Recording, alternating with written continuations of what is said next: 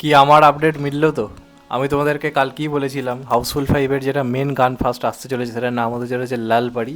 তো আজকে যে টিজারটা এসেছে সেটা মানে পুরো টিজারটা জুড়েই তোমরা আই থিঙ্ক গানটা শুনতে পেয়ে গেছো, লাল পাড়ি হতে চলেছে গানটার নাম। তো যাই হোক, ফাইনালি অনেক অপেক্ষার পর অক্ষয় কুমারকে আমরা যে জনরাতে দেখতে সবচেয়ে বেশি পছন্দ করি, কেউ কেউ অক্ষয়কে রোম্যান্সে দেখতে পছন্দ করে, কেউ কেউ অক্ষয়কে অ্যাকশনে দেখতে পছন্দ করে, কেউ কেউ কমেডিতে, কেউ কেউ এরকম প্যাট্রিয়টিক মুভিতে। তো অক্ষয় কুমার একজন ভার্সেটাইল অভিনেতা আমরা সবাই জানি, কিন্তু প্রত্যেকে এক বাক্যে যে জনরাতে অক্ষয় কুমারের সিনেমা এলে চোখ বন্ধ করে ভরসা করে সেটার নাম হচ্ছে কমেডি। তো অক্ষয় কুমার এতদিন পরে প্রপারলি কমেডিতে ফিরছে, তাও হাউসফুলের মতো একটা ফ্র্যাঞ্চাইজি, যেটা অক্ষয় কুমারের শেষ বড় হিট যদি তোমরা দেখে থাকো সেটাও কিন্তু হাউসফুল ফাইভে কিন্তু কোথাও গিয়ে মানে হাউসফুল ফোরই কোথাও গিয়ে ছিল। তো এইবার যে টিজারটার একটা ভালো দিক যেটা রয়েছে সেটা ফার্স্ট আমি বলি, যে যেহেতু অনেকটা আগে টিজারটা এসেছে, সিনেমা তো রিলিজ করছে 6 জুন, আজকে সবে মোটামুটি 30 এপ্রিল, মে মাসে এখনও পড়েনি। তো স্বাভাবিকভাবেই তারা টিজারে কিন্তু অক্ষয় কুমারের কোনো ডায়লগ বা কোনো কিছু কিন্তু তারা সেইভাবে রিভিল করেনি, শুধুমাত্র ক্যারেক্টারগুলো ম্যানারিজমগুলো দেখিয়েছে। এখানে আমার সব থেকে যাকে দেখে মজা লেগেছে, যাকে দেখার জন্য আমি এখন থেকে সিনেমা হলে যাবো ঠিক করছি, সেটা হচ্ছে নানা পাটেকর।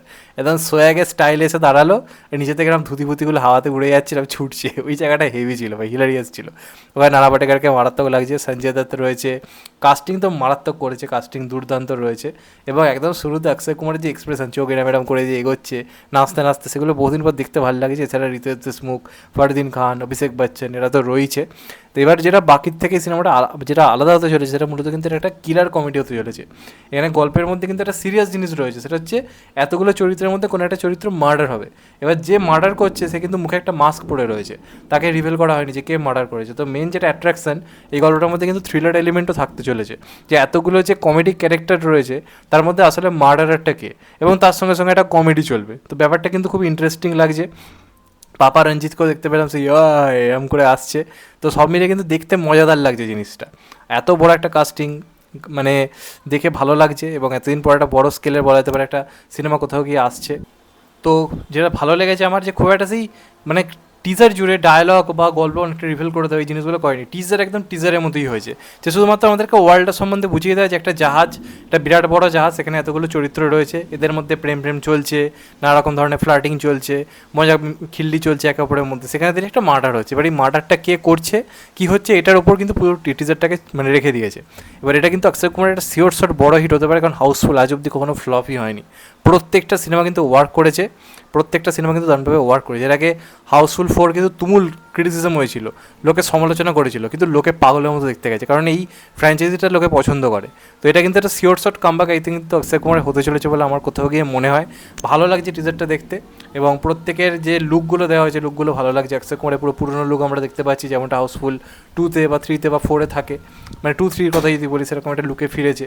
অনেকদিন পরে গোমদারি কামে অক্ষয় কুমারকে খুব ইয়ং লাগছে, ভালো দেখতে লাগছে, ফ্রেশ লাগছে, চিকনা লাগছে, এনে কোনো সন্দেহ নেই।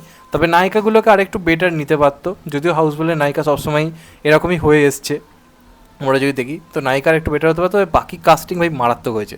সঞ্জয় দত্ত এবং তার সঙ্গে সঙ্গে নানা পাটেকর এক সিনেমায়, মানে ওরা দুজন মিলে ফাটিয়ে রেখে দেবে, ওই দুজন মিলে কাঁপিয়ে রেখে দেবে। তার সঙ্গে তো এদিকে অক্ষয় রিতেশ রয়েছে, আর চাঙ্কি পান্ডে তো রয়েইছে।